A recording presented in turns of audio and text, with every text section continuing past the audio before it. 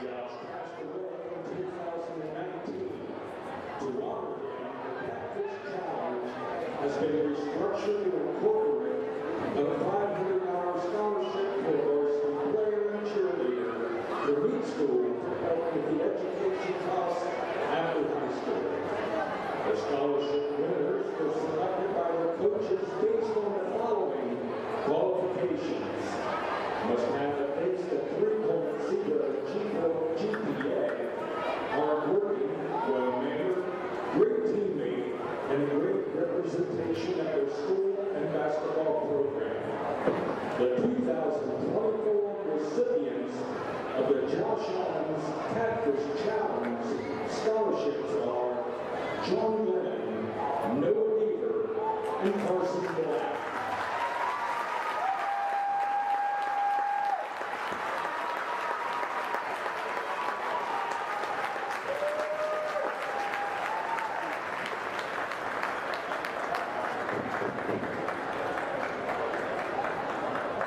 And for Cambridge, Josiah Barnett and Emerson Jeffries.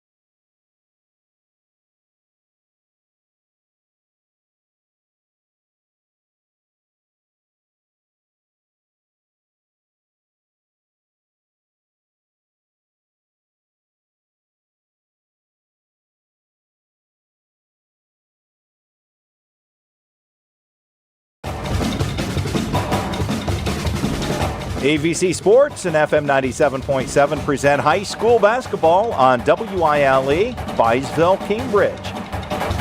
Now let's go courtside for the pregame show. Good evening, everyone, and welcome once again to high school basketball tonight on WILE 97.7 and streaming live on YRP TV. It is high school basketball, the Catfish Challenge from the Fish Tank. Bill Kafury, John Valentine tonight as the Cambridge Bobcats invade John Glenn. And the Muskies with their 5-1 record trying to hold serve here at home. And the Bobcats come in 5-3. A long day of basketball, Mr. Valentine. At the Catfish Challenge, what year? This is technically year 12. Wow. Yeah. Time flies when you're having fun. Yes, it is. It's been a long day. This is game 9 on the day. Started first game at 9:30, and it's been a lot of fun. Great crowds all day long. Yeah. Concessions open all day, so we raised a lot of money today for some scholarships that we just gave away. Four different scholarships. And those winners? Those winners, each of $500. We gave away $2,000 this year for John Glenn. Cheerleader Carson Black and basketball player Noah Deaver. And for Cambridge, basketball player Josiah Barnett and cheerleader Emerson Jeffries. They're not just the best cheerleader and the best basketball players. There's some qualifications. You got to be a 3.0 student, got to be a good teammate, got to do well in school, well-mannered, and just an all-around good kid. So those are selected by the coaches. Congratulations to each one of them, $500 each. That's makes us feel a little better about the day. Well, yeah, it's more than just about playing basketball. Absolutely. But basketball it is. It is. And actually right now, each year there is a rotating cup that goes to the team, the school district that wins the most points in competition. That's already been decided. For the first time in Catfish Challenge history, the varsity game, technically, according to the Catfish Challenge tournament, doesn't mean anything because John Glenn has already secured the title. Whoever wins gets to keep the traveling trophy, gets their names inscribed on it, and for the 4th year in a row, John Glenn takes that title. Yeah, they have swept the games to this point with the varsity game remaining, and typically the varsity game includes enough points that usually whoever wins that game ends up winning the cup. Usually, actually, every year that has happened. In the previous 11, whoever wins the varsity contest determined the winner of the Catfish Challenge. So this is the first year that has not happened. John Glenn's won every game today from 3rd grade all the way through the junior varsity contest that just ended a moment ago. And the only one in doubt at this point, and there's the varsity game, and we have both teams kind of coming in on a run. Yeah. John Glenn at 5-1, the Bobcats at 5-3. Little holiday action. A lot of folks here celebrating the holidays, kids from college and people back in town, and have had a chance to stop and talk to a lot of those folks. But this should be a good game. Two pretty evenly matched teams. Yeah, actually it should be. I mean, if you look at the numbers, John Glenn's 5-1, Cambridge 5-3. John Glenn hasn't played the meat of their schedule yet, though they've had a big win against Maysville. Both teams love to shoot the three. This is the first game that I can remember ever broadcasting where both teams shoot more threes than they do twos. And so you would assume that means you're going to light the scoreboard up. However, both teams actually play really good on the defensive end. John Glenn only gives up 45 a game. Cambridge only gives up 48. They both average over 60 points on offense. So something's got to give. Yeah, somebody's going to have to step up and play a little defense tonight. In a warm gymnasium, we've said a couple of times somebody needs to open a door because it is pretty warm in here. It is warm. Teams are going to get expired a little bit, and that may favor the Muskies, who go a little bit deeper on their bench. Yep. Beyond that starting 5, they'll go 9, maybe 10 deep. And if they continue to put pressure on the Bobcats as they have other teams this year, that could be a problem. definitely. And Coach Sheck will tell you that they are going to pressure the ball, which John Glenn always does on the defensive end. They like to pressure the ball. They're going to face guard you. They're going to try to create some turnovers, but they have pretty decent balanced scoring, but they will be aggressive on the defensive end. Like you said, they're going to go deep, so that really is a huge benefit to be able to put pressure on Cambridge. And, the exact opposite is true of Cambridge because they're not so deep. So they have to stay out of foul trouble and limit turnovers and shoot the ball well to be able to compete with that fierce defense that John Glenn's going to throw at them. Bobcats like to pressure the ball when they can as well, get it up and down. The Muskies tonight come in with one loss on the season, and they're a loss to a very good Coshocton team, 64-62. Other than that, wins against Tusky Valley, Maysville, Philo, Riverview, and Morgan, all blowouts those last 3 games. They have not played, though, since the 20th. The Bobcats, with an early win against Indian Creek, lost to Indian Valley, have defeated Union Local and Bel Air. Then a loss on the road narrowly to East Liverpool, 51-49.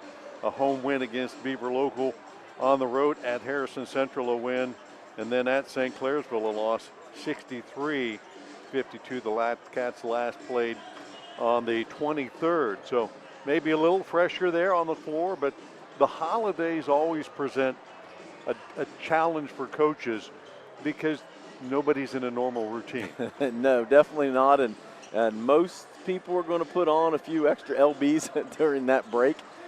Kids get to run it off a lot quicker than some of us older folks would. But yeah, it's tough. Yeah. But yeah, it's tough to manage schedules. Yeah, as you said, John Glenn's had a pretty decent break, so they're probably going to be chomping at the bit to get back after it. I want to thank our sponsors for tonight's contest, bringing you the broadcast online and streaming as well. Valentine Insurance, West 40 Auto Sales, Doan Ford, Stoney's RV Sales and Service, WB Green Insurance, Patrons, Buckeye Mutual Insurance, People's Bank, Allen Hunter State Farm, Wakefield Dental, and Cedar Ridge Behavioral Health Solutions. Take a second here to kind of run down some of the key players and starters in tonight's game. For the visiting Bobcats, Garrett Carpenter, the 6-foot junior, come off an injury that cost him all of his athletics a year ago, but he is the straw stirring the drink. 17 points a game, gets a handful of assists and rebounds every game too. He is one of the key players for the Bobcats, along with Josiah Barnett. 18 points a game. The senior can do it all. He can score, play defense, get up and down the floor, shoot the 3, and take it to the hoop as well. So those 2 guys are going to lead the Cats, joined by Mason Gregg, Rylan Matthews, Riley Homko Green. 3 guys that just kind of get whatever they get.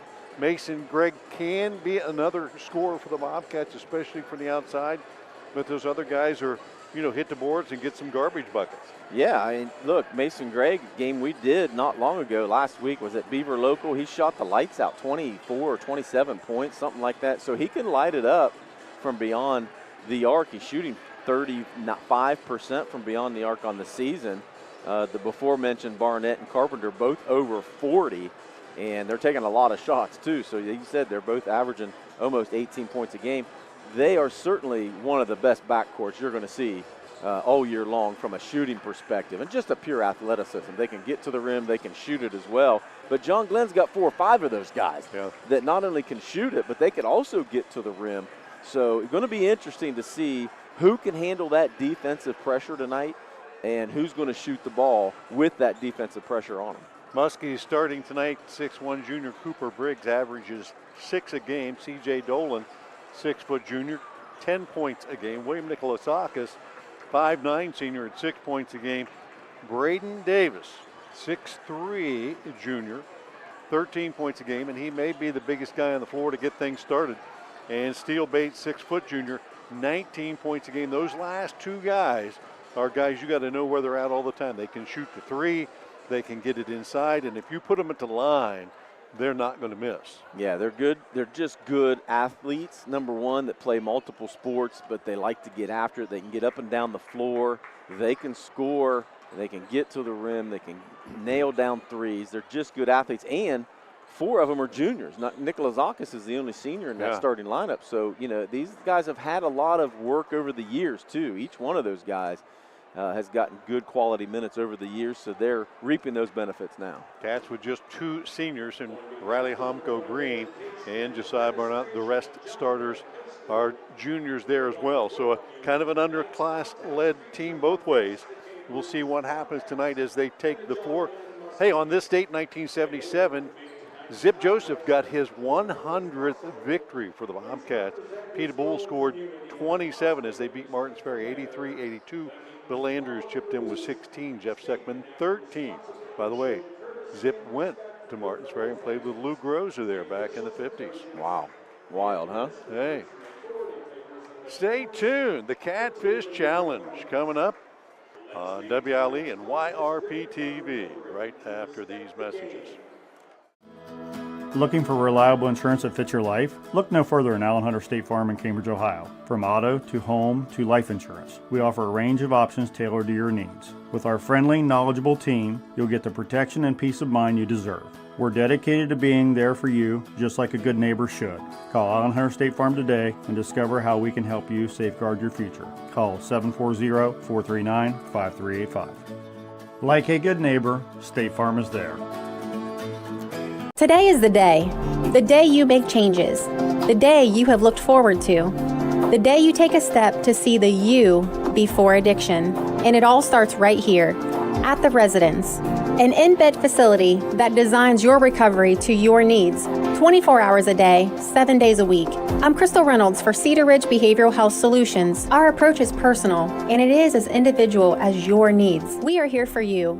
Call 855-692-7247. Doan Ford is proud to introduce the ultimate adventure companion, the Bronco 4-door advanced 4x4 Badlands. With a powerful 2.3-liter EcoBoost engine and 7-speed manual transmission, conquer any terrain with confidence. Featuring a soft-top 4-inch lift and massive 35-inch tires.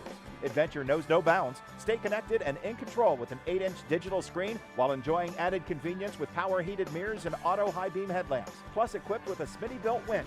Be prepared for any challenge. Don't miss out on this incredible deal. DoanFord.com. At People's Bank, we're more than just a bank. As a community bank, we are committed to where we work and live, giving back to the organizations you care about through sponsorships, donations, and volunteer hours.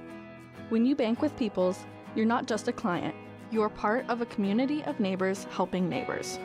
People's Bank, working together, building success. Member FDIC. Visit us at pebo.com. Stoney's RV Center is the place that makes buying a new RV easy. Ask about their on-site financing with very affordable payments, and they make on-site camper service calls to the area campgrounds.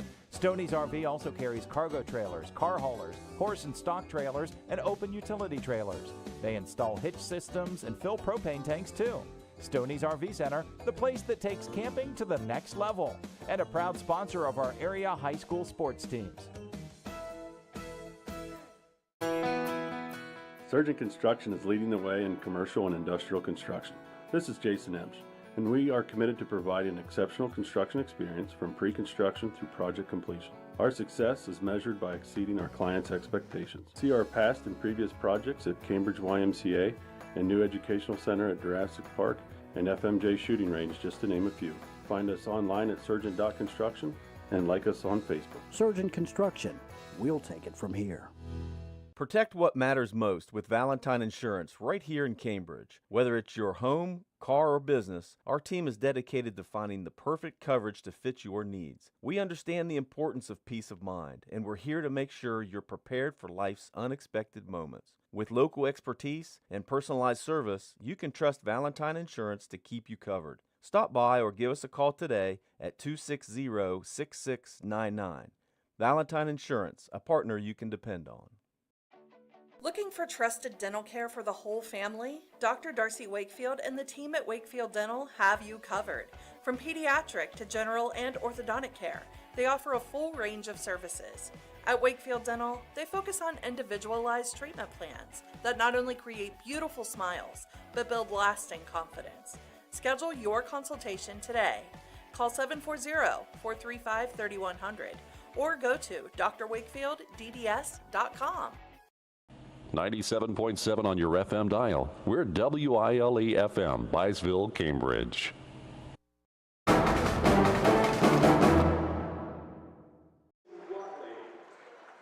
Back at the fish tank at John Glenn High School. Bill Kafury, John Valentine here for the call tonight as the Bobcats invade the tank to take on the Muskies. Cambridge at 5-3, the Muskies at 5-1 as the Bobcats being introduced now in the road blue and white uniforms. Muskies holding court tonight as they have swept all the lower games in the Catfish Challenge as we come into the varsity contest.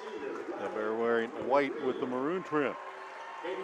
What do you think, JV? Keys for both these teams to be successful tonight, get into their game plan? Yeah, you would assume since both teams shoot so many long-range shots that somebody's going to have to get some rebounds, right? So whoever's going to be rebounding the ball and not giving the other team second chance opportunities is probably going to be a huge key. And I would guess also, especially Cambridge is going to have to limit turnovers because John Glenn's going to pressure the ball. And you know what? Cambridge will too. So, John Glenn's going to have to take care of the ball. I think they can take care of the ball just a little bit better than Cambridge too. So I think that limiting turnovers and limiting second chance opportunities are going to be huge tonight. Bobcats actually have 3 pretty good ball handlers, but which one of those do you think has got to be the guy to handle the pressure? Yeah, I know that that Coach Scheck is going to try to shut down Carpenter as much as possible in the half court, but I got a sneaky suspicion he's going to put some pressure in the full court too. Both these teams like to shoot the 3, and when they have not played well, that's been a problem when they don't shoot well. Sure, yeah, well, and it makes sense, right? I mean, Cambridge shooting 37.8% as a team from beyond the arc. John Glenn shooting 34%. So both teams can shoot it. They can still make it. But to be able to get those missed opportunities and put them back in are going to be huge. Those second half points, I think, will be a big key tonight. Neither one of these teams big inside, as they really are perimeter oriented. Right. As we said earlier, Braden Davis at 6'3", the biggest guy on the floor right now, and he's going to be in the center circle with Riley Homko Green, who's about 6 foot, 6'1". Yeah, and Davis is listed at 6'3". Don't quite think he's quite 6'3", so he's probably 6'1", 6'2". Ball's up, tapped, and the Bobcats will control it. Barnett out on top. Bates will check him. Man-to-man defense. Tight man-to-man defense. As the Bobcats work the outside. Gregg penetrates, gets it to Carpenter. He'll shoot the lay-in, and that's good. Bobcats attacking the basket. Different for Carpenter to get a 2 to start a game. Usually he's launching them from beyond the arc. Gregg breaking the defense down. Nikolazakis across the timeline. Gets it over to Briggs. Feeds it right side. Bates pulls it back out. Cass will reciprocate one-on-one. Bates to the hoop. Scooped it up and got the foul and 2 shots. First foul of the game coming on John Glenn's opening possession. It's going to go against Mason Gregg. Yeah, as you saw, first possession for John Glenn. They can get to the rim. They don't have a problem. They got 3 or 4 guys that can beat you off the dribble and get to the rim, and in this case, obviously, get the foul to get to the free throw line. Rare miss by Bates. He came in shooting 84%, rims that one in and out. Bates has just been a steady contributor his whole career here for the Muskies. All net there. 2-1 as the Muskies pick up full court. Inbounded backcourt to Gregg, now Barnett. Little 2-1-2. Barnett trying to feed it to half court. Got to the Carpenter. Back to Barnett. 3 from the left wing. Off the back heel, no good. Chased down by Carpenter, and he got hacked.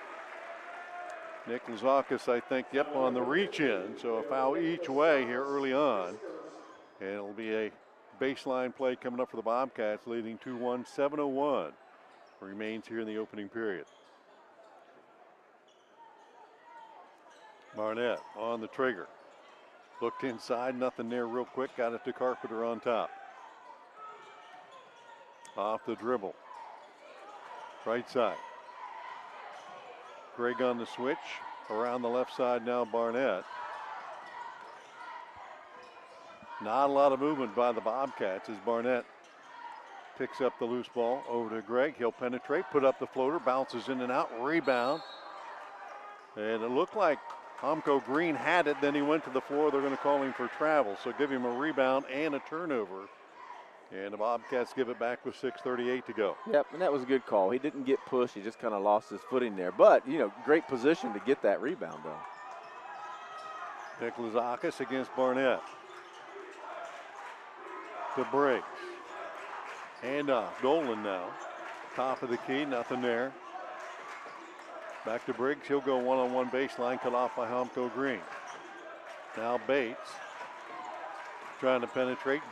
Feeds it off inside. Nice reverse look by Braden Davis. And Davis likes to do that. Look, if you want, or you call them cheap points, I've told kids for years, cut to the hole. Somebody else drives to the lane, cut to the hole. That ball will find you. Homko Green breaks pressure up ahead. Barnett. Matthews on the right corner. Stuck in a double team and tapped out of his hand. They'll say yes, touch last by the Muskies. John Glenn going to double that ball every chance they get. Yeah, they do not want Cambridge shooting threes. 5:52 to go, 3-2 Muskies. Greg inside, kicks it out. 3 ball from the perimeter, aired by Matthews. The long outlet up and in to Davis. Nice deep pass as Davis beat everybody back, and the Muskies on top by 3. And again, the double team. And they're going to call offensive foul.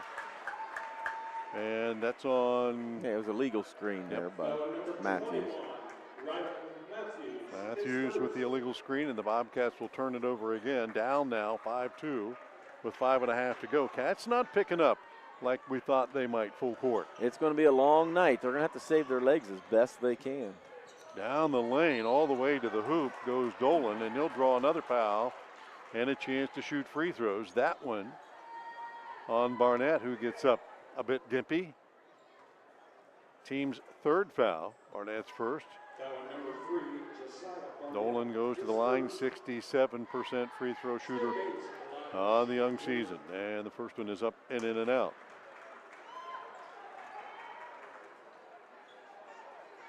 The Cats look a little tired already. 5:22 here, still left in the first, but they look a little gassed to start this. A little adrenaline tonight. Second one off the heel, and that one bounces away, saved in bounds by Davis. Feed back down low. Dolan can't get it to go, and the rebound to Barnett. And again, the Muskies will not make it easy for the Bobcats. Bates with the steal, pulls up for the 3 left wing, short. Chased down on the corner there by Matthews and could not save it in bounds as he lands on the Bobcat bench, and it will go back to the Muskies. They came in hard. They did. To the seats there. Jumped up though. John Glenn contesting everything defensively. They lead it by 3, 5:04 left in the period.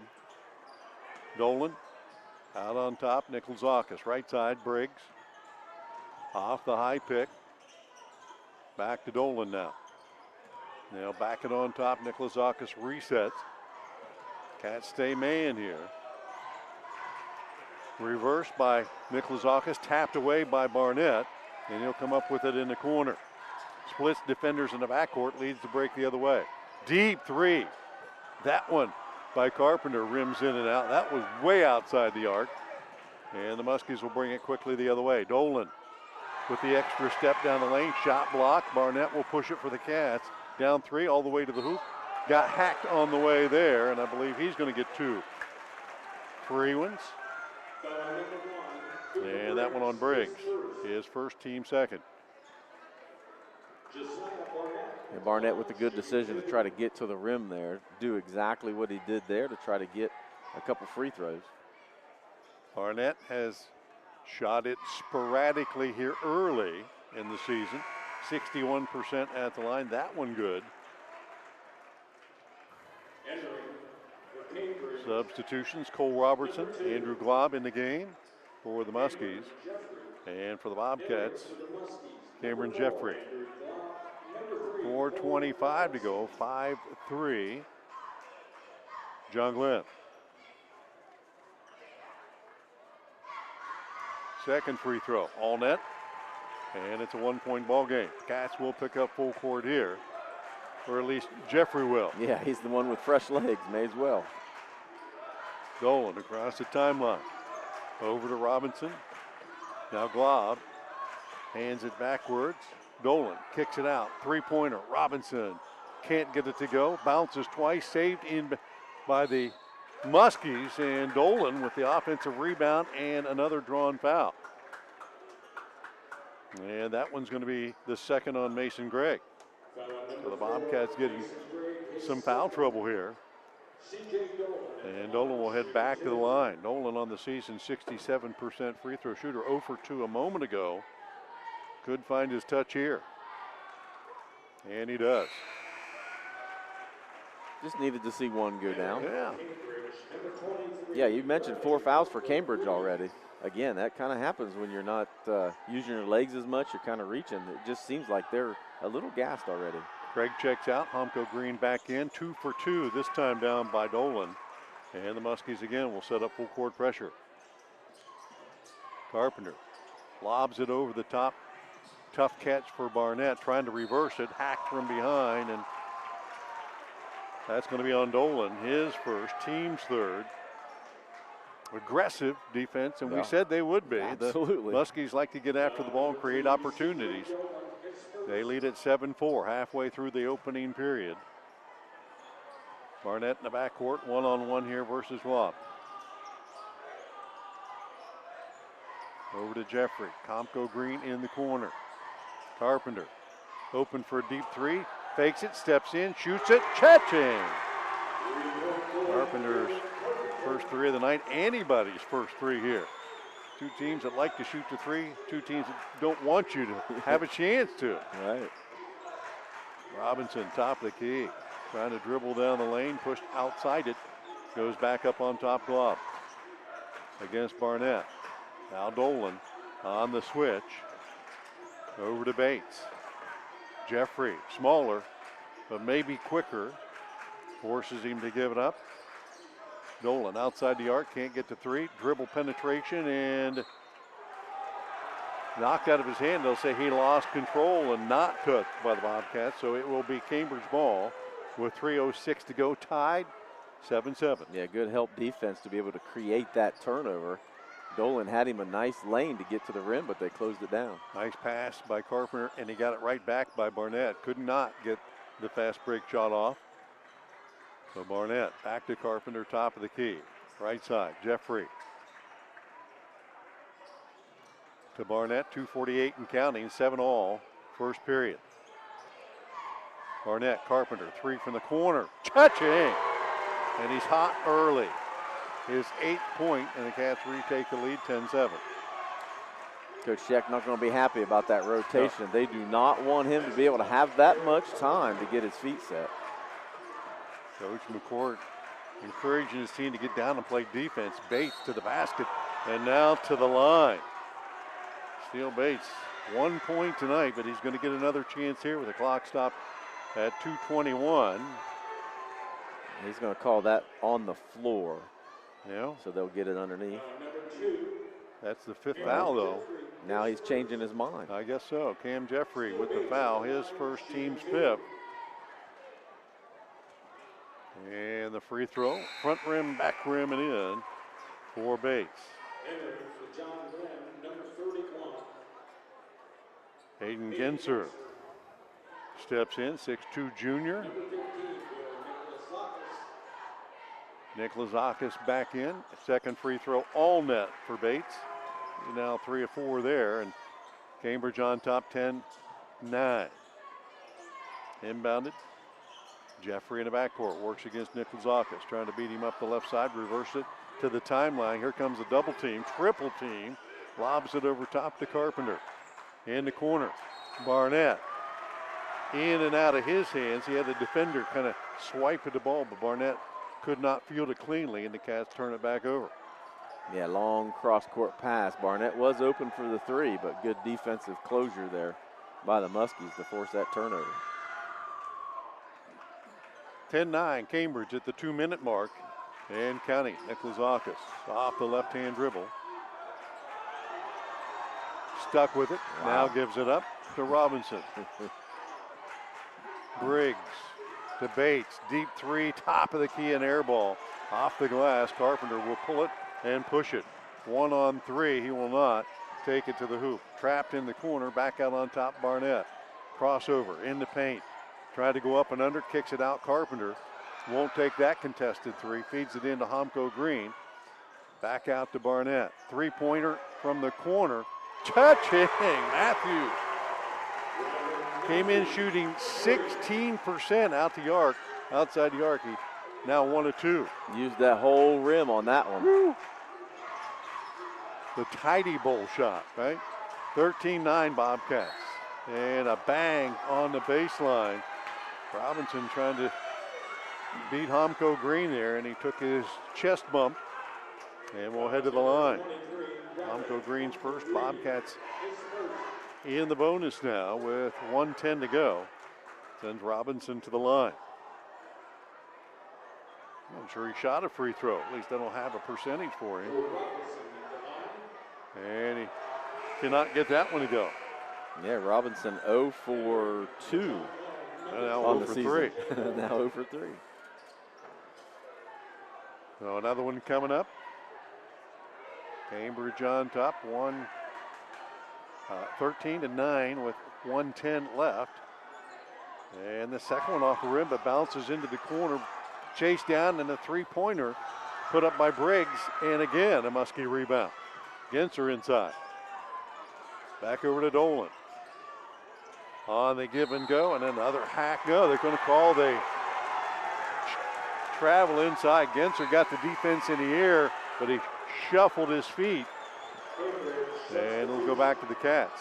Muskie's getting some second and third chances. You got to rebound the basketball. You got to box out, put a body on somebody. And so really surprised that three didn't hit. After you give up an easy rebound like that, you figure that's going to go in.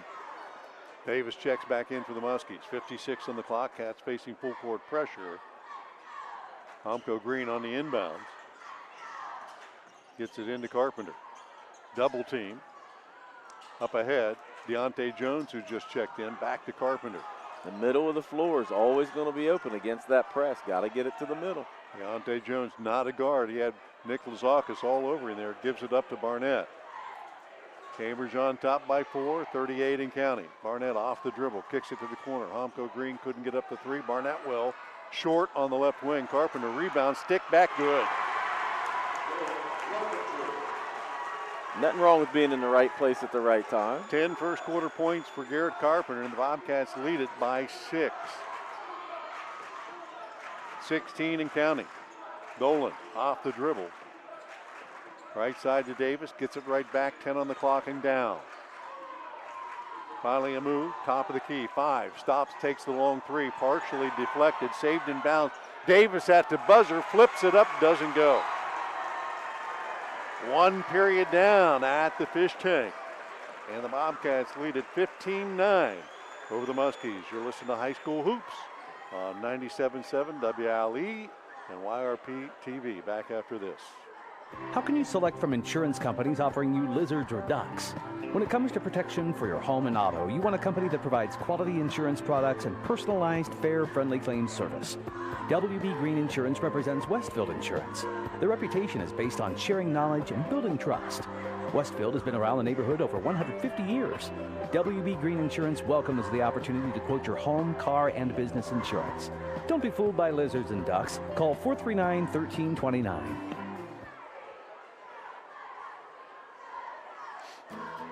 Looking for reliable insurance that fits your life? Look no further than Allen Hunter State Farm in Cambridge, Ohio. From auto to home to life insurance, we offer a range of options tailored to your needs.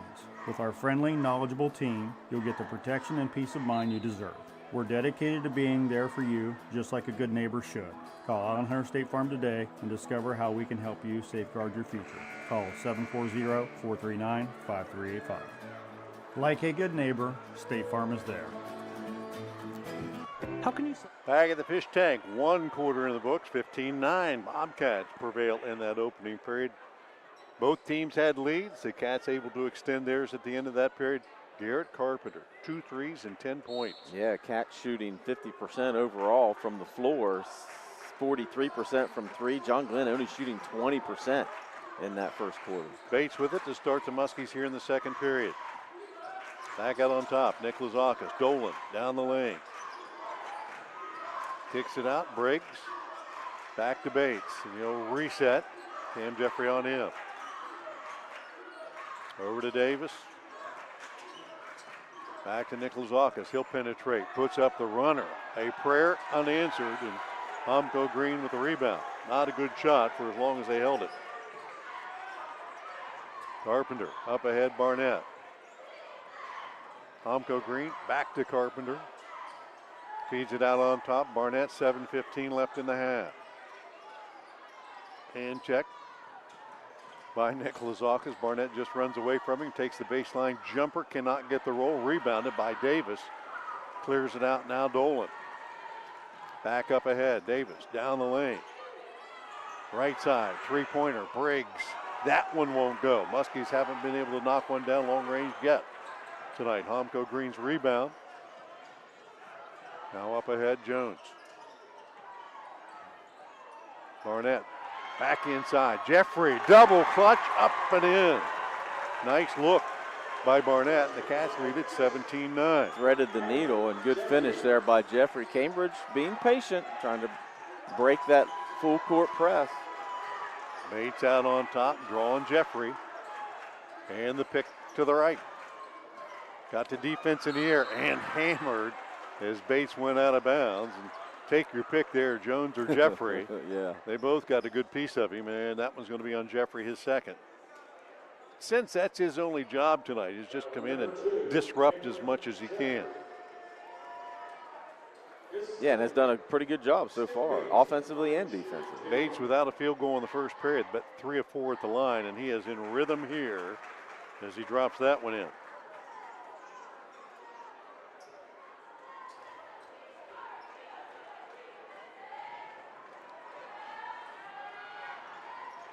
And the second one, good as well. John Glenn still with that full court pressure. Cambridge with 3 turnovers in the first quarter. 6-13, 17-11. Bobcats on top, coming up on 6 minutes. Barnett, the Homko Green, looked at 3, feeds it down low to Jones. Davis on his backside, tries to work him to the paint, goes up underneath and knocks it in. That's something we haven't seen much from him. Yeah, he can certainly be a force inside if he's patient like that, use his pivot foot, post up. He did a good job there. 19-11, Cambridge. Back out on top, Briggs 3, cha-ching! The Muskies finally drop one in from long range, just their 3rd field goal of the night. And Briggs' 3rd 3 he's taken, finally knocks one down. Carpenter trying to answer, touching his 3rd 3. And a timeout, Muskies, 22-14, 5:24 left, just a 30-second timeout. We'll keep it here. Spend part of that time thanking our sponsors, Stoney's RV Sales and Service, patrons, Buckeye Mutual Insurance, Cedar Ridge Behavioral Health Solutions, Wakefield Dental, and Valentine Insurance and JV. Bobcats shooting lights out here early on, and really that's been the difference. Yeah, 3 for 4 knocked down here in this quarter to add to their good shooting of 50% in the first quarter. So they're shooting the ball real well. John Glenn struggling. That 3 could be the difference maker, though, to get them moving. Steele Bates at the line tonight, 5 of 6. Leads the Muskies with those 5 points, but they have not been able to get the shots they want, and they can't get them to drop. Yeah, as you said, really their scoring has been from the free throw line. They've only made 3 buckets total, 2 twos in the first quarter, and then that big 3 there by Briggs. Hopefully Coach Scheck wanted that timeout to be able to let them know. Try to get that momentum off of that shot by Briggs, but they got to come out on Carpenter. I'm sure that's what the conversation was. Yeah, they're not identifying the shooters out on top. Nick Lazakis down the lane. Kick out into the paint, and the short jumper up and good by Cole Robinson, who just checked in a timeout. The Muskies attack the basket with success. 5 minutes left. Trapped near half court. Bobcats get it over to Carpenter. Back to Barnett. He'll spin away from a double team. Back out near half court. Ball knocked out of his hand, and they'll call a foul, no, a timeout. to the Bobcats, and they'll take a 20-second timeout. So a little different pressure for John Glenn coming out of the timeout. The Bobcats didn't identify it very well and were in panic mode. Yeah, it cost them a timeout there. Again, that middle of the floor is going to be open on those press, even in the half-court press. If they're going to try to get you in the corner, which is obviously what they're going to try to do every time, because not only you're double teaming, but you have technically a third and a fourth guy defending you, because you got the midcourt line and you got the end line or the sideline. So you got 4 defenders on one. You got to keep the ball out of the corner, keep the ball in the middle of the floor, and then that opens up those wings. Tonight's broadcast brought to you by West 40 Auto Sales, Doan Ford, WB Green Insurance, People's Bank, and Allen Hunter State Farm. 4:52 left here in the first half. 22-16 Cambridge, possession and the lead. Carpenter on the inbounds. Looked in the backcourt, goes in the front court to Jones. Gensler steps out on him. He'll try to back him down to the basket, trying to go up and underneath him. Gets a shot up, can't get it to go. Rebound. Comes down to the Muskies. Dolan clears it out, pushes it up. Bates from the left wing. Cats will double themselves and come up with the steal. Barnett with the loose ball, pushes it up ahead to Carpenter on the left wing. Stops, pops, 3. Too long, and Bates will clear it out for John Glenn, and stepped on the end line, says the official. Little hand checking going on down there, but it looked like Bates did get close to that line. The official said, yeah, he did. Yep, 5th turnover for John Glenn. Little unforced one there, but as I said, when you keep pressuring guys, they think the pressure's coming and they get sped up a little bit. 4:25 left. Cass get it into Jones, back to Barnett. He'll take the 3 from the corner. That one long and off the mark. Rebounded by Robinson. Now Bates across the timeline. Barnett on him. C.J. Dolan, 4 rebounds already in the game. Nikolazakis in the paint. Kick out. Davis, 3 ball. Touching! Braden Davis, 7 on the night. Cuts the lead to 3. Under 4 to play. Up ahead. Davis only shooting 25% from beyond the arc on the season. Got that one to go. Jones in the paint. Slapped out of his hand from behind. He thought he was fouled. No call. Nikolazakis will push it the other way, all the way to the rim and in. Yeah, got to get back on defense. Can't complain because of a non-call. 1-point game. Barnett trying to go coast to coast the other way. And the rebound contested and a foul. And on Robinson. Robinson's first, and that will send Barnett to the line to shoot 2. Barnett tonight, only 2 points so far, both at the line. Cats lead it by 1, 3:31 to go. Make that 2. As he drops it in. Briggs back in the ball game. As Nikolazakis sits down, 3:31, 23-21 Cambridge. That's the kind of game we expected it to be. A little quicker here the second half of this second quarter. And Barnett with the roll, drops 2 in here. He's 4 for 4 at the line tonight, and the Cats lead it by 3. Dolan across the timeline. Trying to get it to Bates, who's just being face guarded all over by Jeffrey, who'll go backdoor on him. And Jeffrey from behind slaps his shot out of bounds. Jeffrey listed at 5'11". I don't think he's that big, but he got up that time. Sure did. And good help defense to be able to shut him down, but the official thought he got all ball there. Matthews back in the game for Humco Green. Inbounded by Dolan. Bates trying to go up underneath, goes over top of Jeffrey and knocks that one in. His first field goal of the night. Cats break the pressure. Carpenter all the way down the line, puts up the runner. That one a little too hard, comes off long, and Robinson will take it across the timeline, finds Briggs. He'll spot for 3. Cha-ching! 2 in a row for Briggs.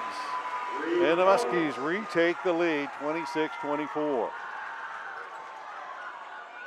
Carpenter feeds it to Jeffrey off the press breaker. Back out on top, tip pass. Carpenter pulls it down, then knocked down, and they will call the foul.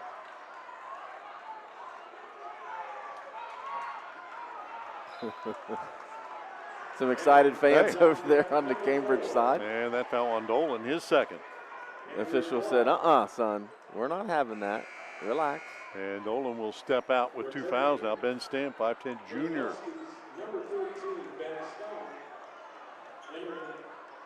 26-24 Muskies with 2:36 to go. Bobcats ball in the half court. Pretty physical game. Carpenter.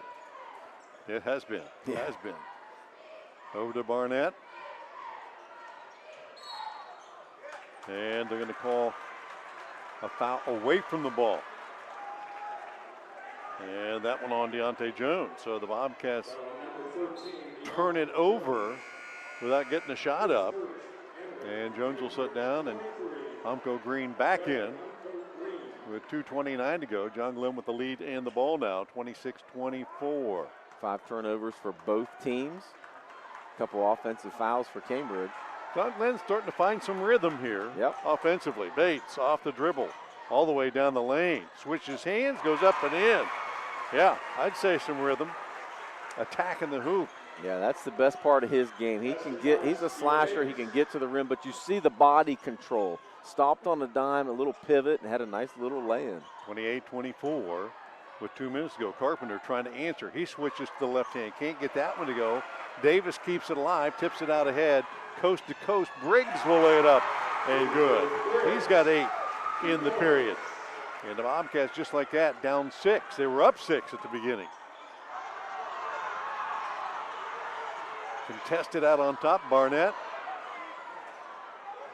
Over to Trey Alexander, or Trayvon Alexander, who stepped in the corner. Humko Green in the paint and lost control of it, trying to attack. And again, the Cats crying for a call, and there's nothing there. Yep.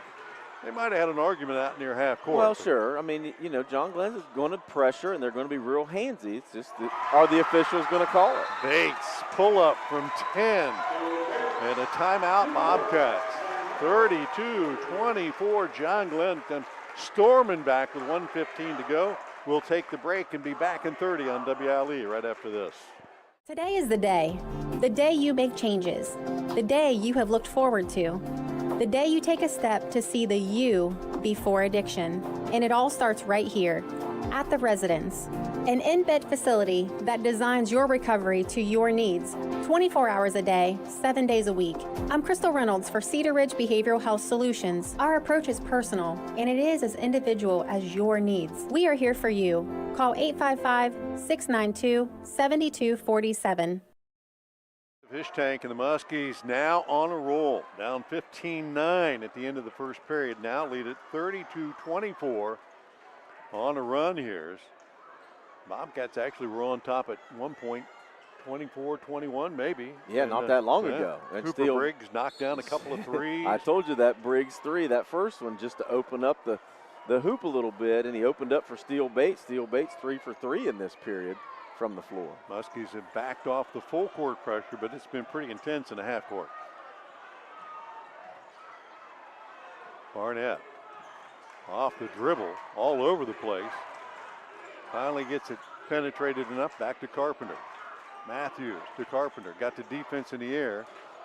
Feeds it over to Barnett. He'll force up a 3 from long range. That was not a good shot. Rebounded by Stam inside. And they're going to call the foul in the backcourt. And I think that might have been on Humko Green. It was.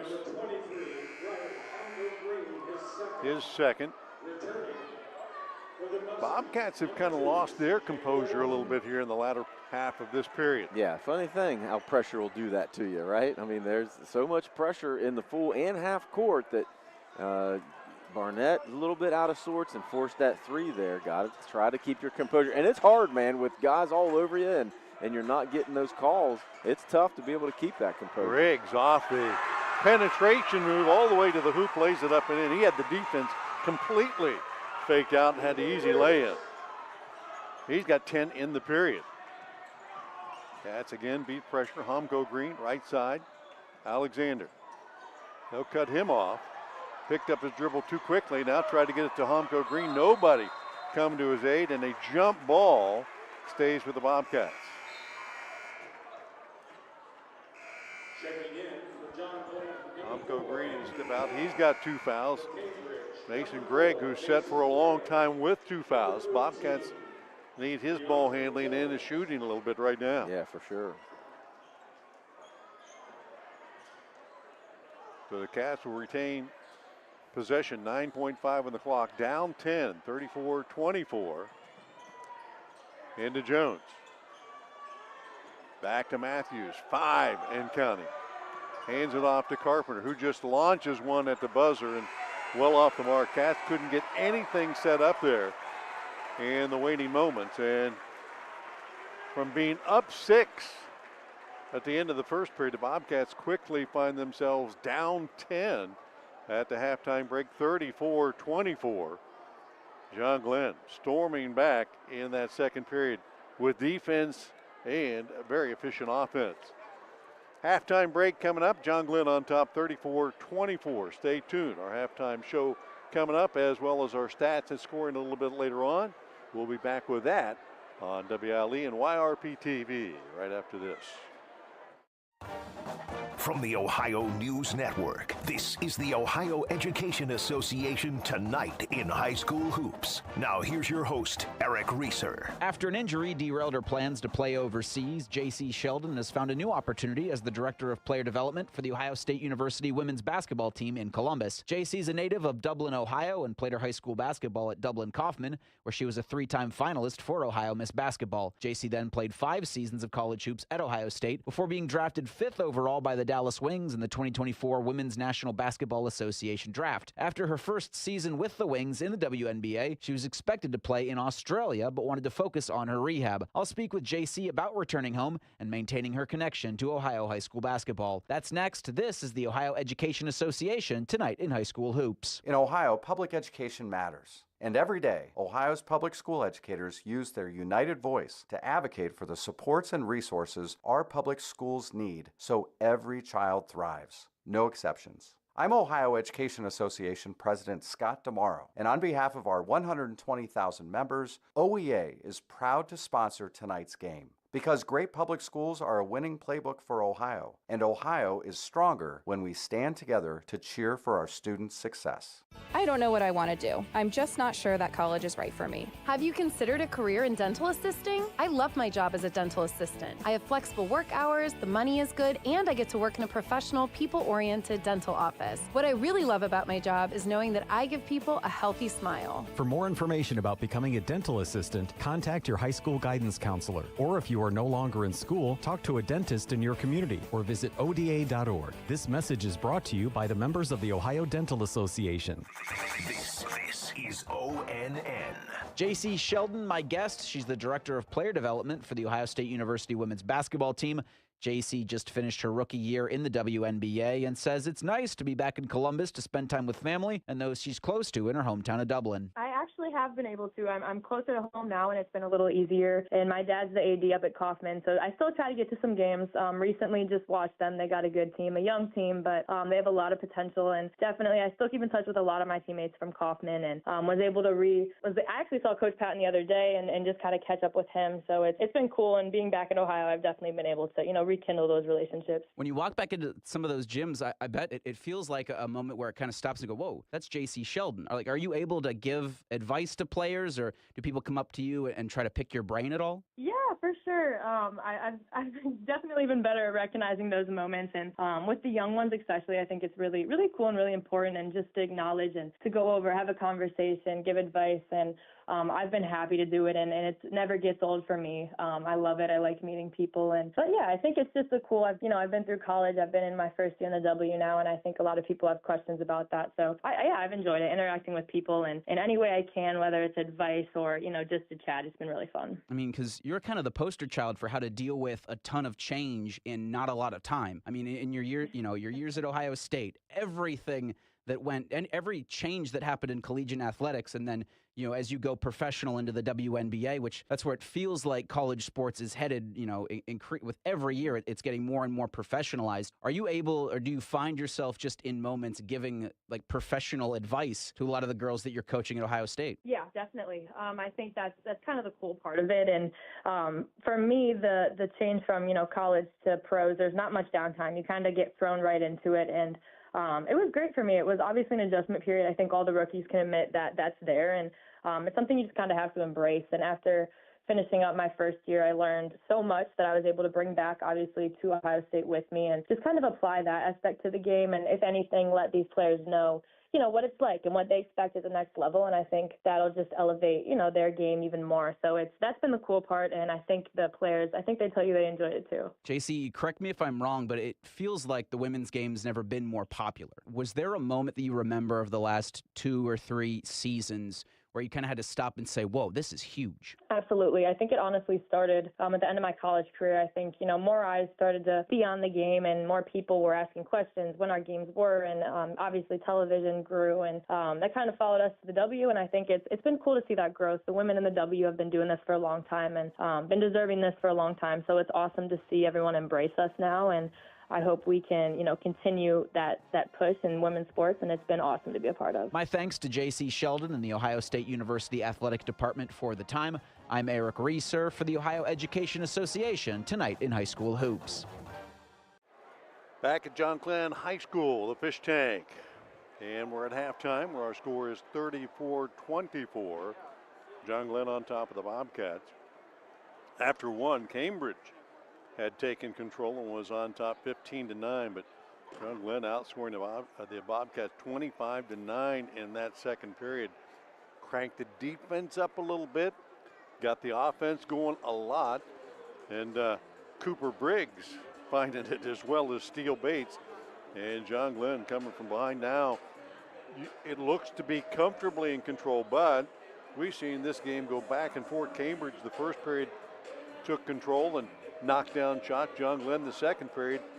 We see more of that in the second half. Yeah, it's definitely been the tale of 2 quarters because, as you said, Cambridge came out, played pretty solid first quarter and had a 15-9 lead, but John Glenn's defense was turned up a little bit and caused some turnovers in that second period, but their offense really got turned up. And as you mentioned, Steele Bates, but I told you that first 3 by Cooper Briggs was going to start something, and it did. And boy, did it really turn, because John Glenn shot 45% from the floor in the first half, but 67% in the second quarter. And they made 2 of 4 threes in the second quarter. So that really was the turning point, shooting 45% overall. Cambridge, on the other hand, didn't shoot the ball as well in the second quarter because they were under so much duress. That pressure from John Glenn was just relentless. Cambridge shooting 38% total for the game so far from the floor. Cambridge, though, 4 for 4 from the free throw line.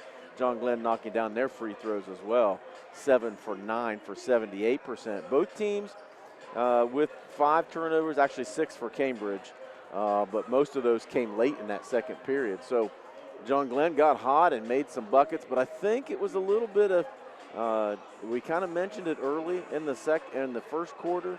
Cambridge looked a little bit tired. The frustration led to them being tired in the second period too. Does that make any sense? With all that relentless pressure, man, it makes your mind speed up, it makes your body speed up, and then you kind of take a breath on the defensive end, and they did, and let Steele Bates get to the rim several times, and that really hurt him. Steele Bates finishes the first quarter and second quarter with 11, and he got 5 of those at the free throw line, but that second period he got it going, as did Cooper Briggs. 0 points in the first period, 10 in the second period, including those 2 threes. Braden Davis, 7.5, knocked down the 3 in that second period. Nick Lazakis and Robinson, 2 points apiece. For the Bobcats, Garrett Carpenter, 13.5. 3 of them are 3 shots on threes, but not much in that second period, as the Cats got 3 from him in the second period. Cam Jeffrey with 2. Barnett just 2 free throws, and Deontay Jones, the other 2 Cats, only 9 second quarter points after scoring 15 in that first.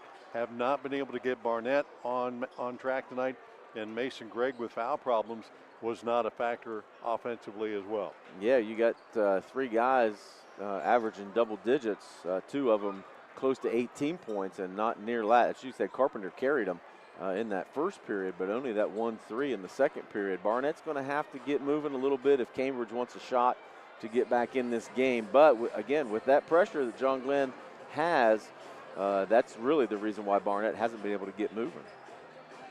You listen to High School Hoops tonight on 97.7 WILE and YRP TV. Hopefully you're enjoying tonight's game as much as we are giving it to you here. Thank our sponsors, West 40 Auto Sales, Doan Ford, WB Green Insurance, People's Bank, and Allen Hunter State Farm, along with Wakefield Dental, Cedar Ridge Behavioral Health Solutions, Patrons Buckeye Mutual Insurance, Stoney's RV Sales and Service, and Valentine Insurance. You talked about turnovers before this game and how important they would be. Both teams turned it over a little bit early, but the Bobcats succumbed to that pressure a lot more in that second period. Yeah, actually, you know, when you look at it, if you only have 5 turnovers, 6 turnovers with that much pressure, you don't feel horrible about it. But I think it just led to other things for Cambridge. It led to a couple poor shots and frustration, and then trying to relax a little bit on the defensive end. But, you know, only 6 turnovers with that much pressure, you're not too upset. But you're going to have to control the ball, but get better looks at it and, you know, not get too frustrated when that pressure comes at you. Muskies with the lead in the ball. They'll start with Briggs, Dolan, Nikolazakis, Davis, and Bates. Bobcats will answer with Carpenter, Jeffrey, Barnett, Gregg, and Matthews. Leading by 10. The Muskies have the first possession of the half. Dolan to Briggs, gets it right back. Both teams have been man-to-man all night long. Briggs on the right side, back to Nikolazakis, off the dribble, down the lane, spun in the lane, lost the handle. Matthews picked it up and nearly lost it as well. Carpenter up ahead, finds Gregg now. To Matthews. Kick out, Barnett. Quickly, Gregg 3-corner, cha-ching! Mason Gregg immediately gets involved in the action, and that 3 cuts the lead to 7.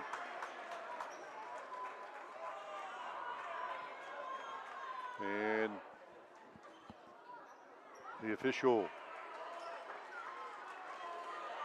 calling a technical on the Cambridge bench. One of the players either said something, did something. I don't know.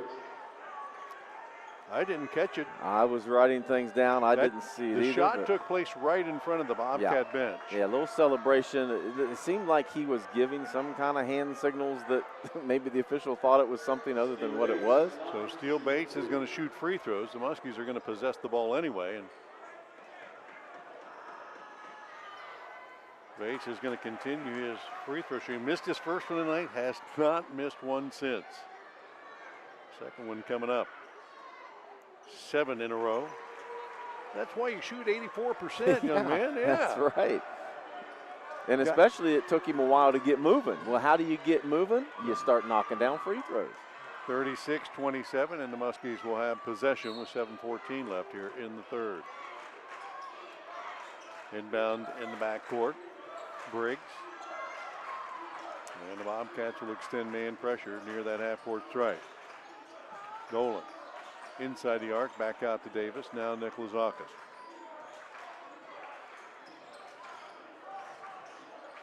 Nico off the dribble. Picked it up. Now the pressure comes to him. Gives it over to Dolan. Nico to the basket, lays it up and in. Nice. As he saw the double team coming, he attacked the hoop and got it. Second 3, corner, cha-ching from Mason Gregg. He's found a spot. Now the Muskies got to identify 3 shooters out there. Cats certainly missed that in the first half because of that foul trouble. 38-30. Briggs to Bates. Gets it back. 3 from the right corner. Cha-ching. Answer. His third 3 of the night. Shoots 39% of them on the season. Yeah, Briggs coming in. Hasn't shot. Well, he shot 28 of them coming into the season. Actually second on the team in attempts.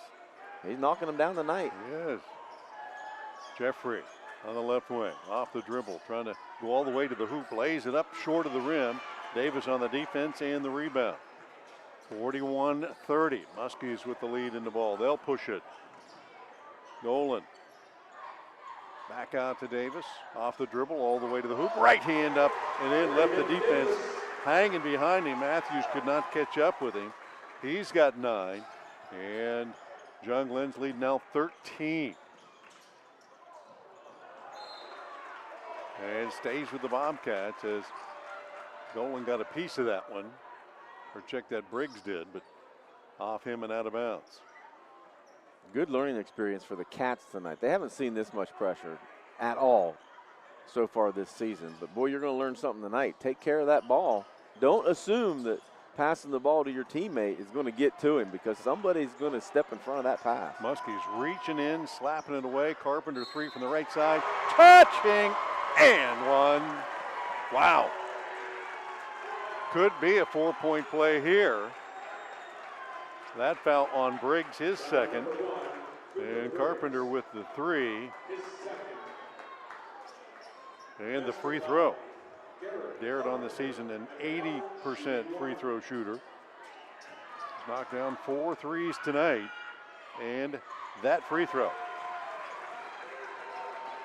17 as the Bobcats trying to climb back in it, down 9. 5:11 left here in the third. Briggs off the dribble right side, hands it off Nikolzakis. Uses the right hand, down the lane, puts up the runner, no good, but they're going to call the shove, I think, on Barnett. Yep. His second. For the Bobcats, their second, but a shooting opportunity for William Nikolzakis.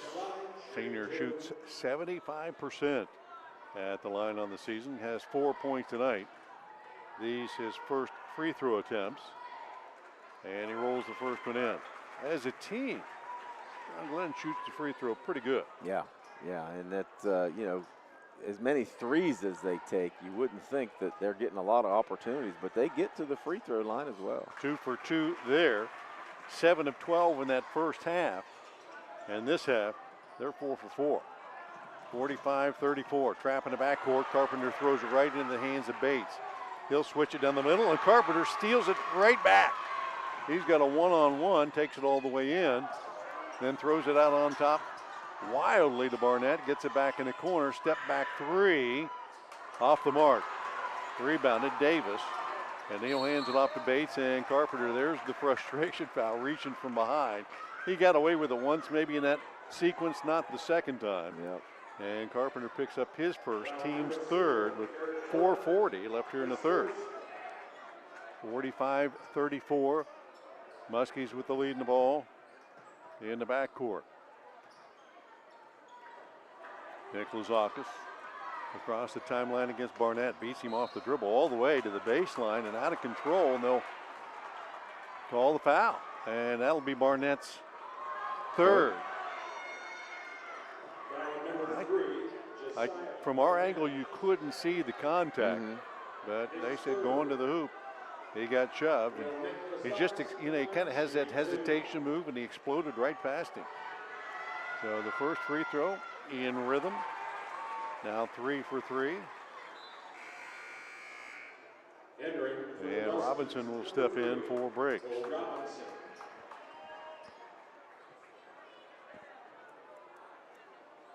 Extended the lead to 12. 4 straight made free throws here by John Glenn. Glob waits at the free foul line there and does not get it. Rebound right back up and in by Nikolzakis. Nobody boxed out the shooter. He didn't want to go out anyway, right? Glob was waiting for him there. He said, nah, if I miss this one and get it back. Right.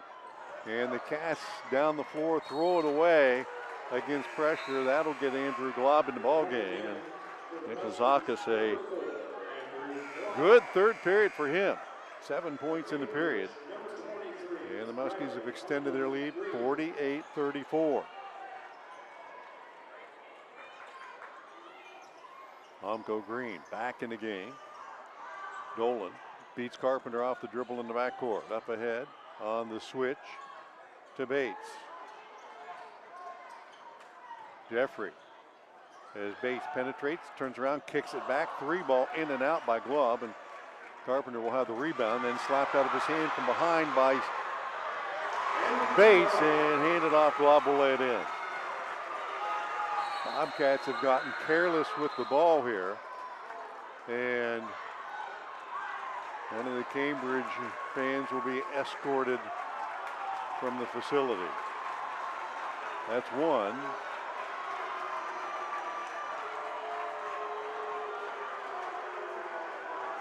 And a second and a third.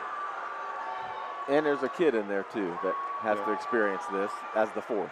Yeah. Just crazy. 50-34. Muskies with the lead. Cats will have the ball in the backcourt.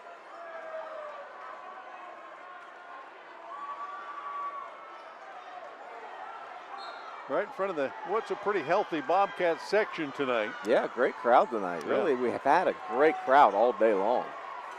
Carpenter, skip pass across to Barnett. He'll take that three, short of the mark. Rebounded, Homko Green trapped in the corner, dribbles through it, kick out, three for Gregg. That one an air ball again. Homko Green with another chance and knocked out of his hand from behind. Looking for a foul, not there. Davis on the run out. Yep. His 11th point, and the Muskies running away here. And a timeout taken by the Bobcats, and they sorely need one. 3:15 left here in the third. 52-34. John Glenn back with more right after this.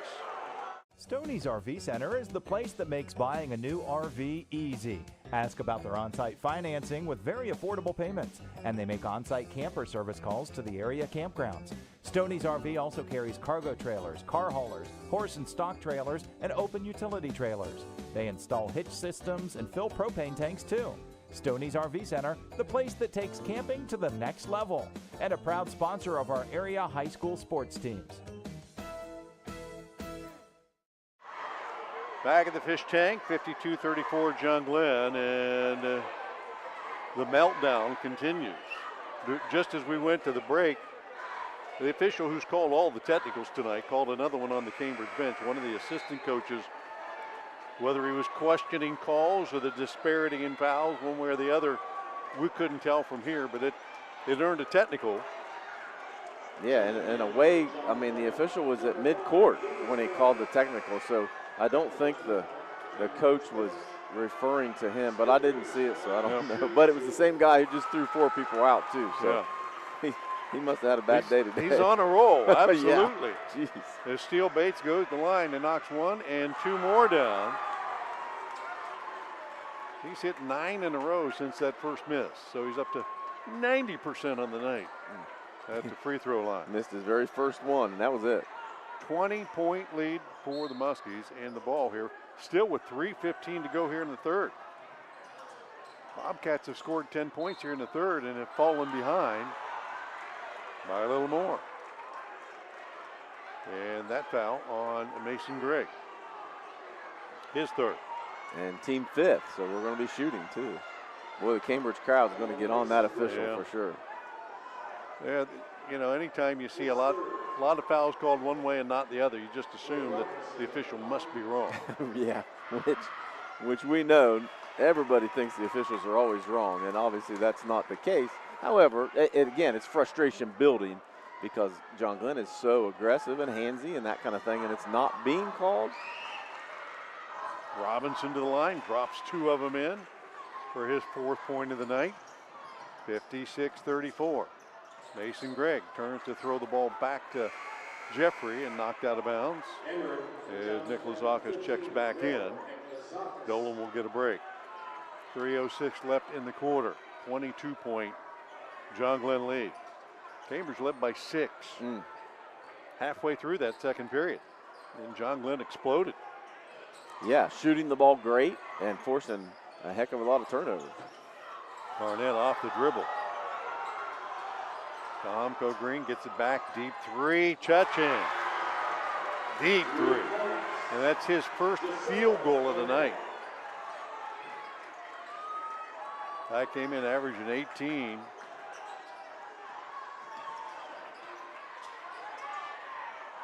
Has 7 right now. Down low, Robinson. feeds it out to Bates. He'll attack. Nikolazakis. All the way to the baseline, trying to go up underneath. Fades away, doesn't get it to go. Rebound. And they're going to call Homko Green was boxing out. Glob was over his back, but he tried to back him out of there, and they're going to call Homko Green with the foul. His third. Well, and that's the right call. I mean, you can box him out all day long, but you can't push him and continue to move your feet and push him clear across the floor. So that's certainly a good call. Yeah, you had good position. You just had to hold that position and rebound. Yeah, just hold your position, and if you did, and he goes over your back, they're going to call it. So that will send Glob to the line. He'll get a couple. That one up and in. Muskies are shooting free throws amazing tonight. I've got him. He had some misses early in that first period. Since then, yeah, missed 5 in the first period and haven't missed one since. 12 of 13. 12 of 14, or 13 of 14. And Glob steps out and breaks back in. 58-37.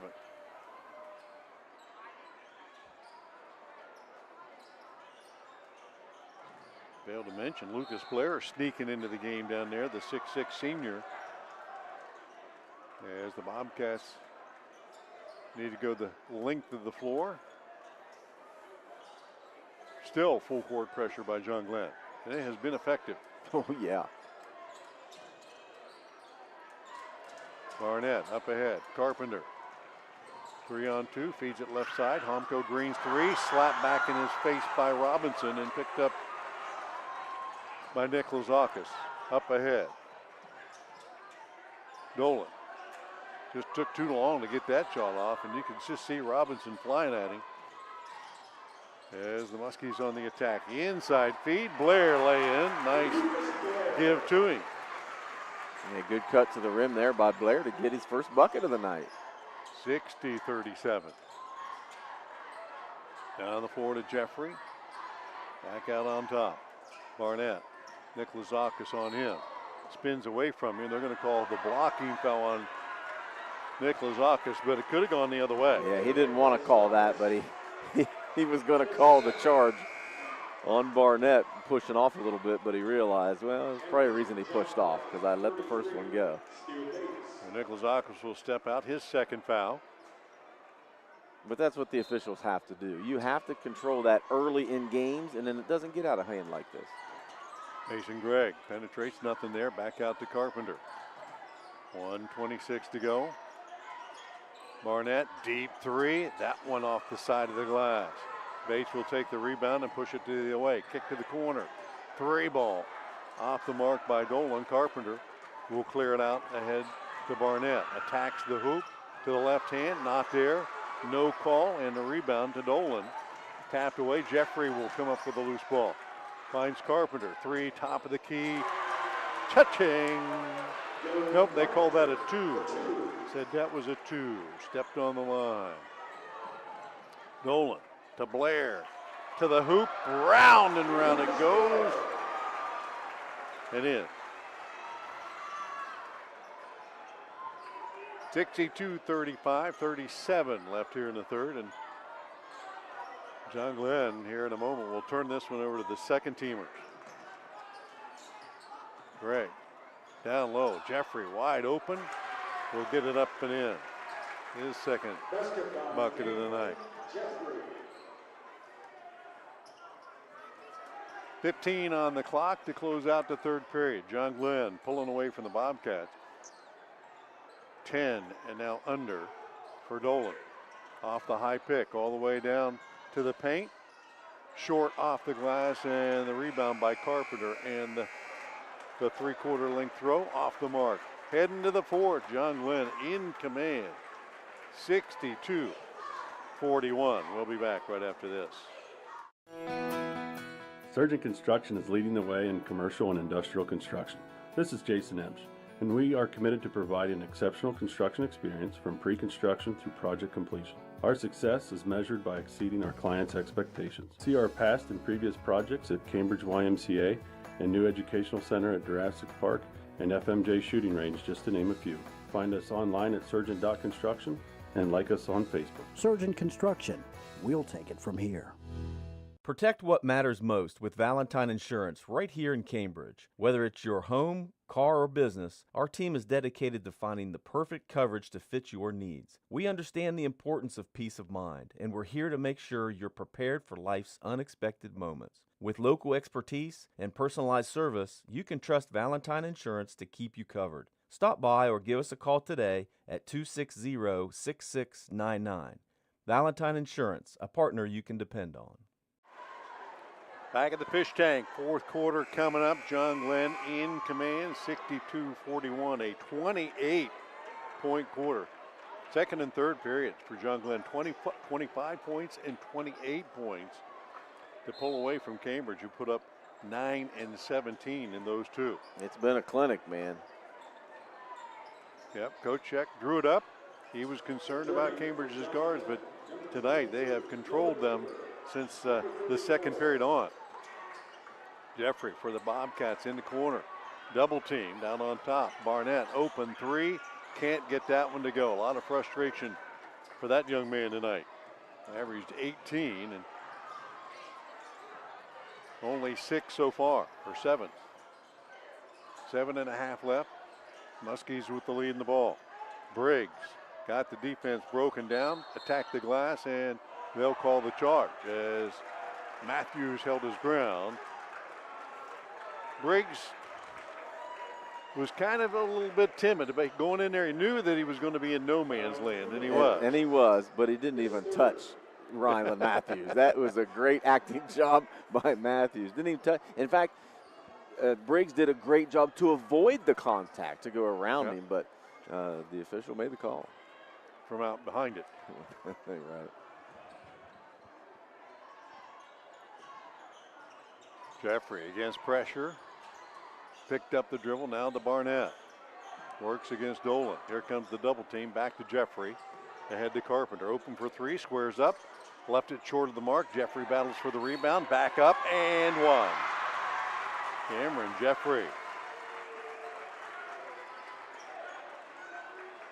Battling for the Cats. That foul on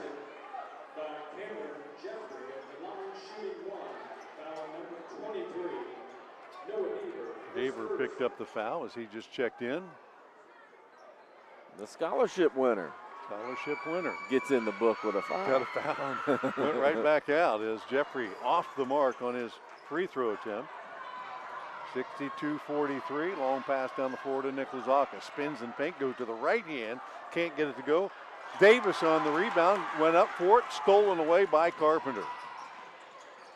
Skip pass across to Gregg. He'll have to use the dribble into the paint, back to the top of the key. Barnett faked the three, got the defense in the air, takes it baseline. That jumper off the mark, and Bates will pull down the rebound and look up the floor. Through a double team, nearly lost the handle, and now he did. Mason Gregg swiped it from him. Over to Matthews. Carpenter gives it right back to Matthews. Couldn't get it to go, and now Bates another rebound.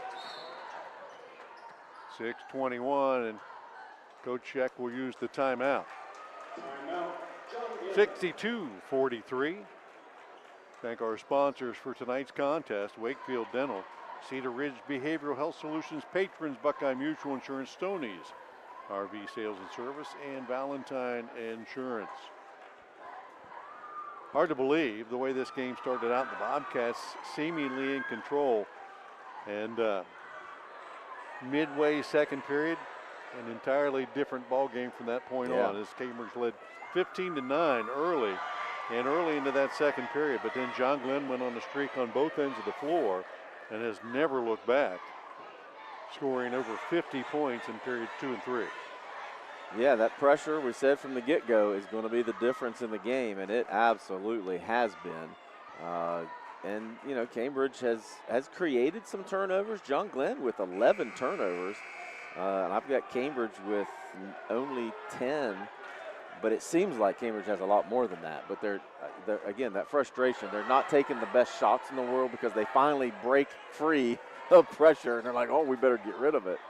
but shoot game's it been, before you lose. Yeah, there you go. And I think that's the mentality. And it shows because they have not been shooting the ball very well. No. Have only 1 for 5 even here in this fourth period. Cats have only one player in double digits tonight. John Glenn, on the other hand, 3 in double digits and a couple more close. 6:18 to go. Cats now will pick up the pressure. Muskies handling up ahead. Briggs, he'll break it down, feed it down low. Davis to the hoop, can't get that one in. Matthews with the rebound. Up ahead now Barnett into the half-court set. Over to Gregg. Bates will check him, under 6 to play. 19-point lead inside to Jeffrey. Goes to the hoop, attacks and knocks it in. Good for Jeffrey. He has a pretty good game going tonight. He's cut to the hole several times. Converted on 4 shots already tonight. Nikolazakis to Davis, and he'll finish his 13th point. Allen scoring for the Muskies.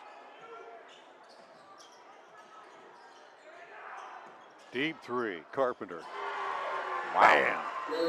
That was near half court. And a timeout taken by the Bobcats. 64-48, 5:26 to go. We'll see sub from here on out. We'll take the break. More coming up in the Catfish Challenge right after this. Looking for trusted dental care for the whole family? Dr. Darcy Wakefield and the team at Wakefield Dental have you covered. From pediatric to general and orthodontic care, they offer a full range of services. At Wakefield Dental, they focus on individualized treatment plans that not only create beautiful smiles, but build lasting confidence. Schedule your consultation today. Call 740-435-3100 or go to drwakefieldDDS.com. Back at John Glenn High School in the fish tank where the Muskies lead the Bobcats 64-48. Cambridge has knocked down a couple of early shots here in the fourth to cut that deficit a little, and then a quick timeout. But if they can't make a push here in the next minute or two, it's sub time. Oh, yeah, for sure. Well, you know, and they can hit threes. If they can get a couple threes to knock down and make some stops on the defensive end. That's been the problem. Get it within 10, you know, with 3 minutes to go, you got a shot. Cambridge is picking up full court again. This is something they've done most of the season, but tonight did not. John Glenn handles it. Bates up ahead to Nikolazakis. Nearly got caught on the travel. To Briggs 3. That one off the mark. He shot it quick. And right back to the Bobcats. Barnett down the lane. The scoop, no good. Rebound, Briggs. Barnett will steal it away, go right back at it, feeds Carpenter. Hangs in the air, throws it to midcourt. And the Cats could not save it back inbounds. A little out of control on both ends of the floor by both teams. 4:48 left, 64-48. Cats had a good chance there to knock it down to 10 points or so. Dolan. Davis, Nikolazakis now to Bates. Contested pass, Dolan picks it up. Back out on top, Bates here. And he'll beat defenders all the way to the hoop. Control his body, can't get it to go though. And Mason Gregg clears out the rebound. That had to Barnett.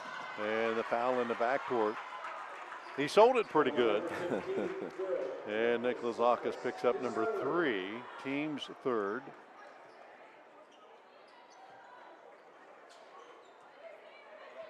With 4:14 to go.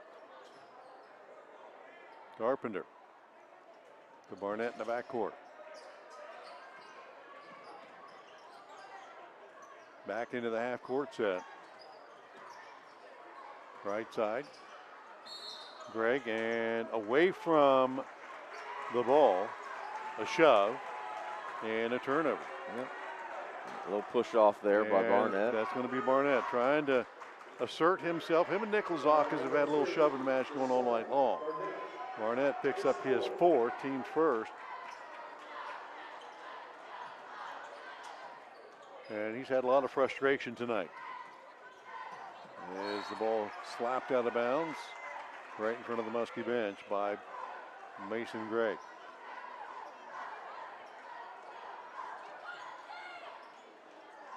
Dolan to Nico in the backcourt. Barnett on him. Nicholas Zaka's pretty smart player. He slipped there though. As Barnett will pick it up, take it all the way down, hang in the air and lay it in. His 9th point of the night. But I was just going to say, Nicholas Zaka knows he's got a guy with 4 fouls on him. Yeah. He could probably try to draw that 5th one. Bates, skip pass across to Briggs, back out to Dolan. Muskie's playing smart here, pulling it back out as much as they can, and then Dolan to the hoop. Just about time I say you play smart, and he attacks 1-on-3, but he got the foul.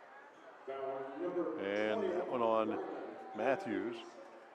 And it's going to send Dolan to the line. CJ tonight, just 2 of 4 at the line. Has not had a field goal. Hasn't really attempted many. Yeah, 0 for 5 from the floor. A 67% free throw shooter did not connect on that one.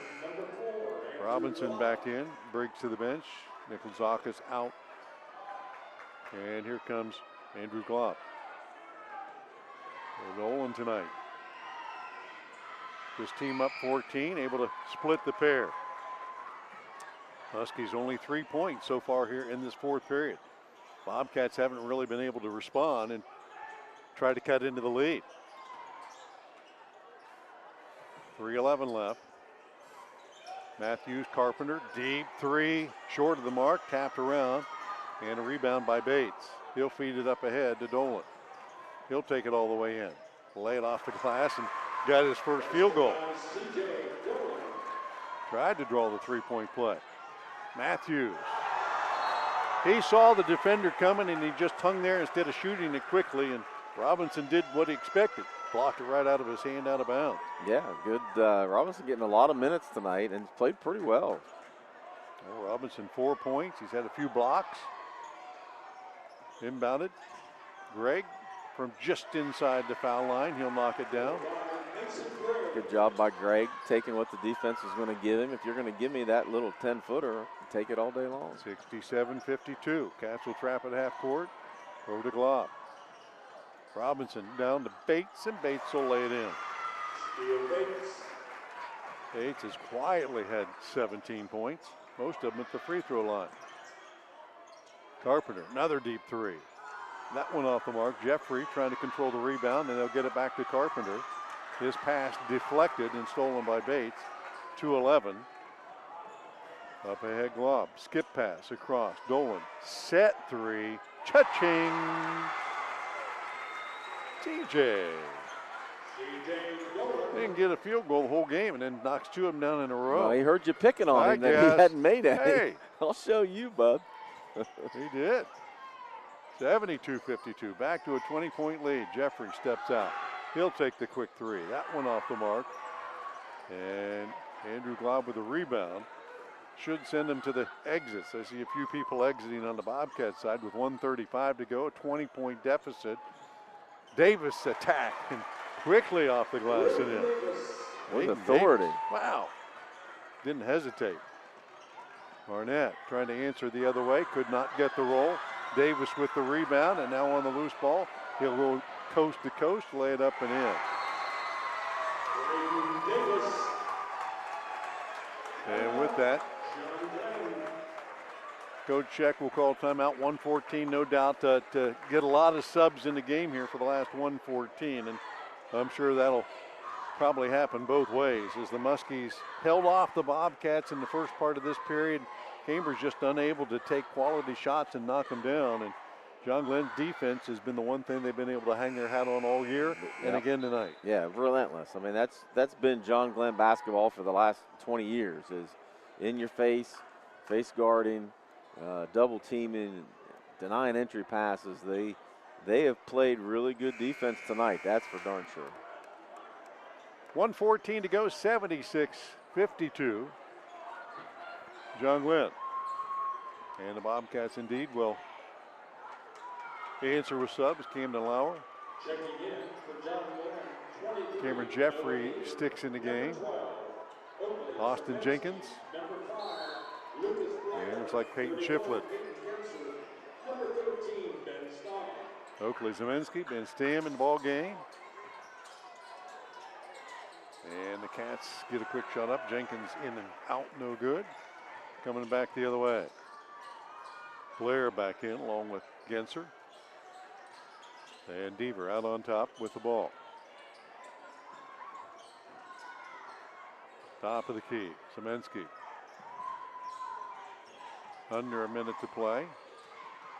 Lauer on him. Picked up the dribble. Knocked out of his hand once. And nearly a second time. Over to Deaver and then knocked out of bounds. And it will be Bobcat ball.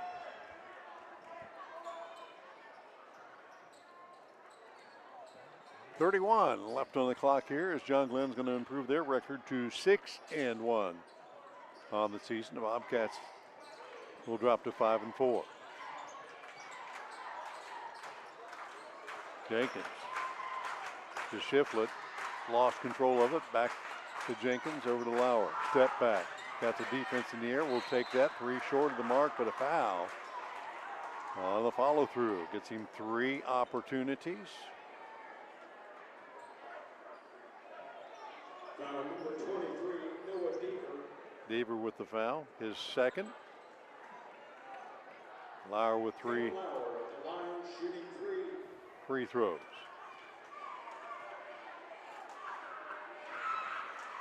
First one on the front of the rim. Camden on the season at the free throw line. Was perfect. Was 1 for 1 coming in. Knocks the second one in.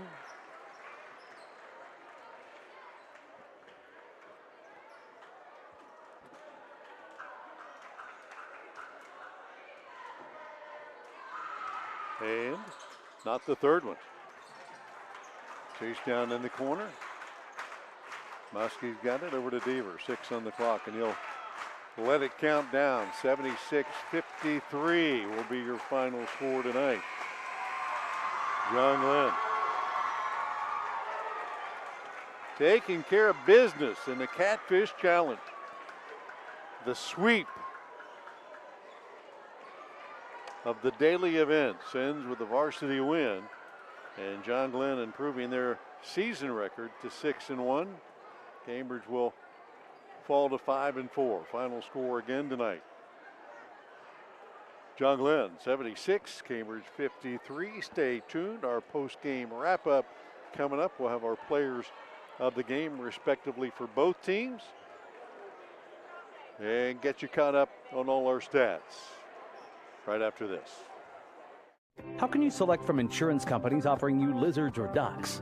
When it comes to protection for your home and auto, you want a company that provides quality insurance products and personalized, fair, friendly claims service. WB Green Insurance represents Westfield Insurance. Their reputation is based on sharing knowledge and building trust. Westfield has been around the neighborhood over 150 years. WB Green Insurance welcomes the opportunity to quote your home, car, and business insurance. Don't be fooled by lizards and ducks. Call 439-1329. I was sitting in my car and it wouldn't start. I lifted the hood and the engine was falling apart. What would I do? My eyes filled with tears. Then on the radio I heard of West 40 by Pay here, where for a little money down and a little each week, I could have a car, nice, shiny, and sleek. So I walked in the door and I put the money down. Now I got a nice car that I can drive around.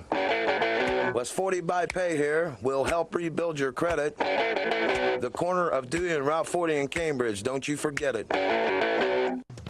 West 40 Auto Sales, corner of Route 40 and Dewey Avenue in Cambridge, is home of the guaranteed credit approval, with most loans approved while you wait. Go to their website to fill out an online loan application, west40autosales.com. You'll also find their weekly special listed there. I don't feel so good. You do feel hot. Dayquil Kids will take care of that fever. What about my cough? Dayquil Kids has that covered. Will it make my throat feel better? Yes, that too. But will it taste good? Yep, Dayquil Kids comes in your favorite flavor. Purple? Well, yes, it's grape. Try new Dayquil Kids Plus Fever, the daytime coughing, aching, sore throat fever just for kids medicine. Safe for kids 6+. Use as directed. I went to My Computer Career because I needed job security. Because I wanted a career in cybersecurity. I went to My Computer Career because IT jobs are everywhere. My old job was going nowhere. I went because I didn't want college loans for the rest of my life. Because I wanted a career for the rest of my life. Go to mycomputercareer.edu and take the free career evaluation today. Classes available online or in person. Financial aid available for qualified students, including the GI Bill. 529 college savings plans accepted. Not available in Washington State.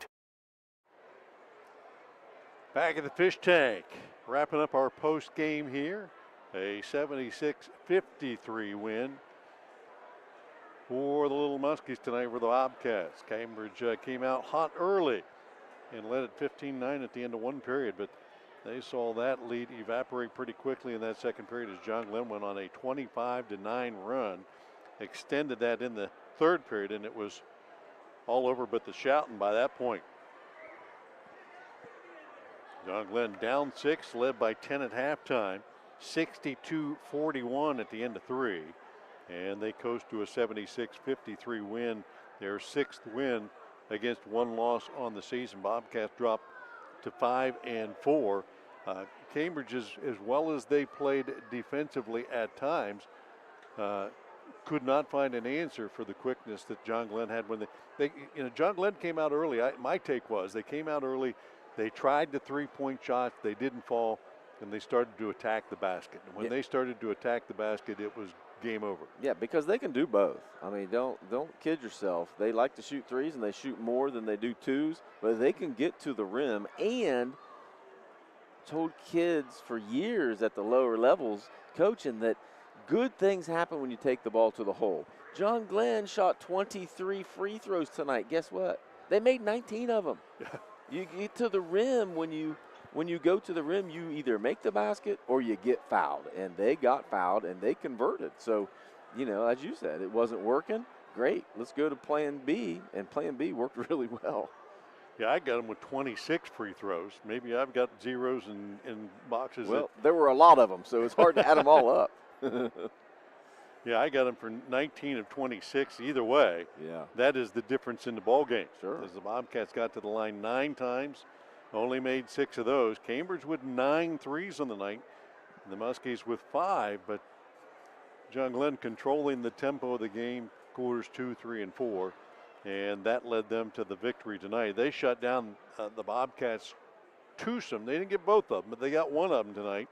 Is Josiah Barnett only able to knock in 9 points tonight. His frustration was evident throughout the course of the game. Garrett Carpenter got off to a quick start, but they put the clamps on him in the second period. He had 10 in the first period, 13 at halftime, finishes with 22 and 5 threes, but could not get his other teammates involved tonight, as Cam Jeffrey had 8, 9 for Barnett, 8 for Mason Gregg, who set most of the first half with foul trouble, came in the second, knocked in a couple of threes, and it looked like it could get interesting, but it was not enough, as Deontay Jones finished with 2, Camden Lauer with 1, and Rylan Matthews an early 3, and just 1 point or 3 points for him.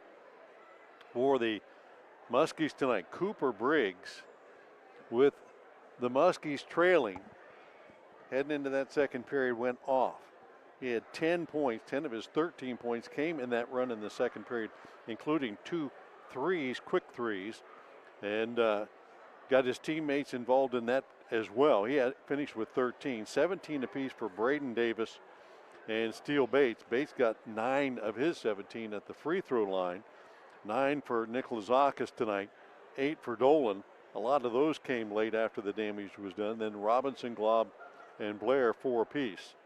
19 to 26 at the line, 5 free three-pointers for the Muskies tonight, but 3 guys in double digits, and a lot of that was damage done at the line or outside the arc, as was the case for Briggs. As we said coming in, the Muskies like to shoot the 3, didn't do it well early. In fact, didn't have one through maybe a period and a half, and then Briggs got hot, and his teammates followed suit. 76-53. The final tonight. While you add up a couple more things, let me thank our sponsors one more time. People's Bank, Allen Hunter State Farm, WB Green Insurance, Doan Ford, West 40 Auto Sales, Valentine Insurance, Stoney's RV Sales and Service, Patrons Buckeye Mutual Insurance, Cedar Ridge Behavioral Health Solutions, and Wakefield Dental. Yeah, shooting percentages. I was just crunching those numbers real quick. Cambridge overall shot the ball 38%. Now they were kind of jacking threes there late, so that kind of throws it off a little bit, but only shooting 38% on the night. 32, as you mentioned, made 9 of them, 32% from beyond the arc. 6 of 9 from the free throw line. Only 9 free throws compared to the 23 or 26, whatever the number was for John Glenn. 67% was Cambridge from the free throw line.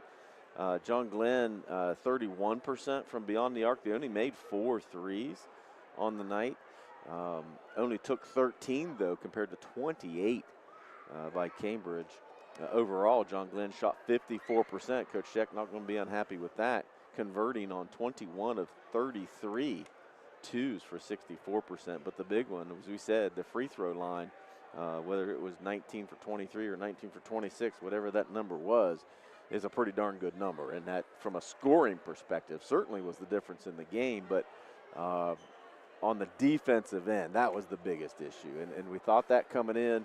John Glenn's going to pressure the heck out of you. You know that coming in. You got to handle the ball. And Cambridge had less turnovers than John Glenn did, if you believe that. Cambridge with 12, John Glenn with 14, unofficially, of course. But I alluded to it earlier, I think the frustration by the relentless pressure by John Glenn led to some quick shots, maybe not the best shots by Cambridge, and then going back in transition on the defensive end, they got a little lazy and let John Glenn get to the rim and fouled him because you're not moving your feet. So I think it was just a combination of that just great defense led to so many different things going wrong for Cambridge. John Glenn played a pretty darn good overall game. Now, the pressure from Cambridge led to 14 turnovers. So John Glenn wasn't perfect by all means with the ball in their hands, but boy, they were pretty close to it. Yeah, that first half, the foul line was kind of the difference there. Certainly when you look at it at the end of the game, 26 opportunities as opposed to 9. And, of course, a few fans left tonight's game because they didn't think that discrepancy was a fair one. And, you know, that's their perspective from that side and from where they could look at it. And now where they're looking at it's listening to us. So that's not necessarily a win-win for them either. But right. The Cats tonight shot it well early, didn't shoot it well the rest of the game, really. They forced shots up pretty quickly, and they fell into the trap of letting John Glenn dictate tempo, and they did. And they dictated the style of the game tonight, and it favored them. 76-53 the final. In our post-game wrap-up here, we get to name players of the game from each team. A +1 pizza player of the game. They get a pizza from +1 Pizza in Cambridge. And the Great Clips of Zanesville player of the game for John Glenn. They get a haircut. Oh, how about that? So yeah, wrong with a free haircut? Free haircut, or well, I don't know. You ask a teenage kid that, said haircut. I don't need no haircut. Damn hippies. Hey, for the Bobcats, Garrett Carpenter's 22 points led the Cats tonight, and if they could get anybody else involved, it might have been a closer affair. But they weren't able to do that tonight. And for the Muskies, they had several guys that were candidates tonight. Bates finished with 17, a little shy of his average. Braden Davis above his with 17, but a lot of those came late.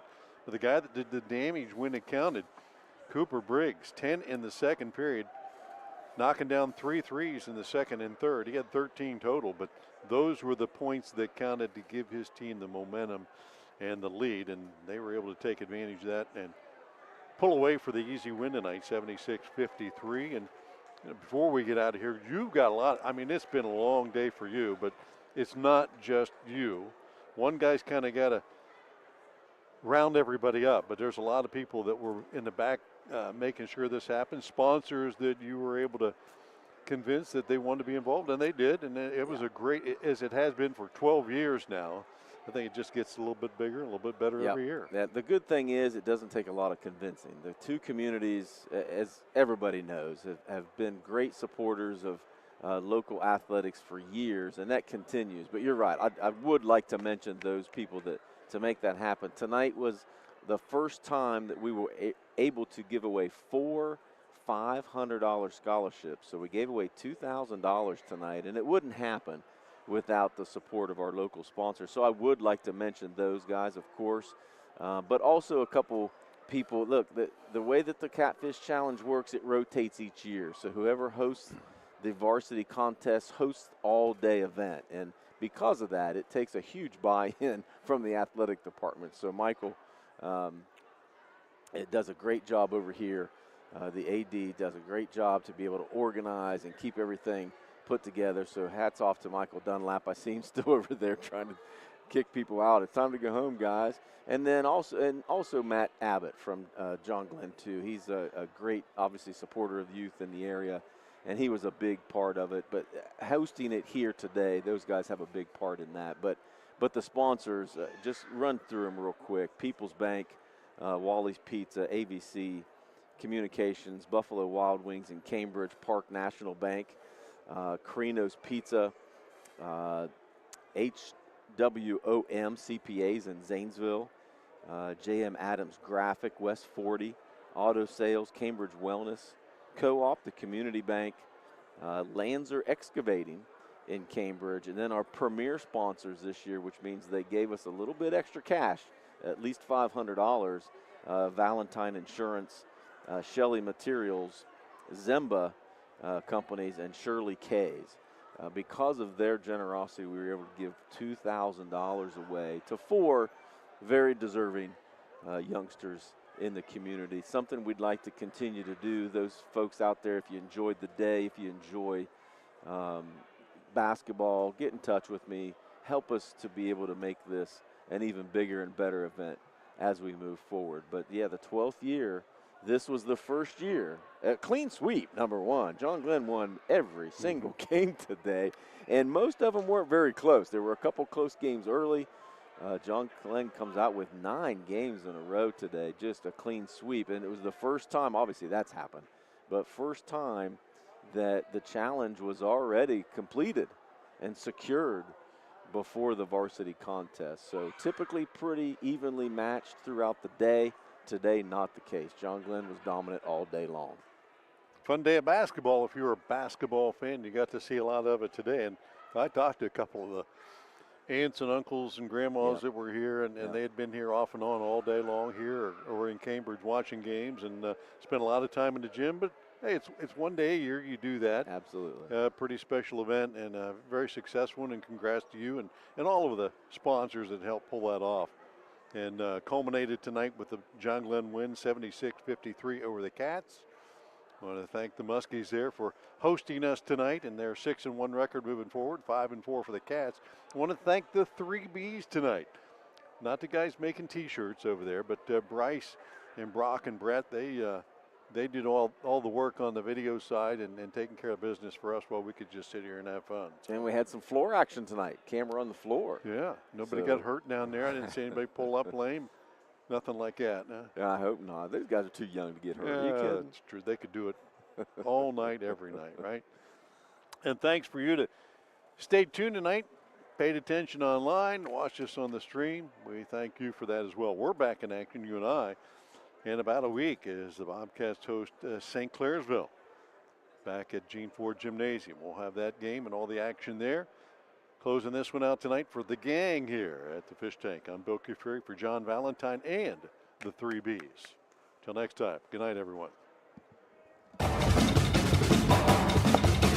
You've been listening to High School Basketball on WILE Byesville, Cambridge.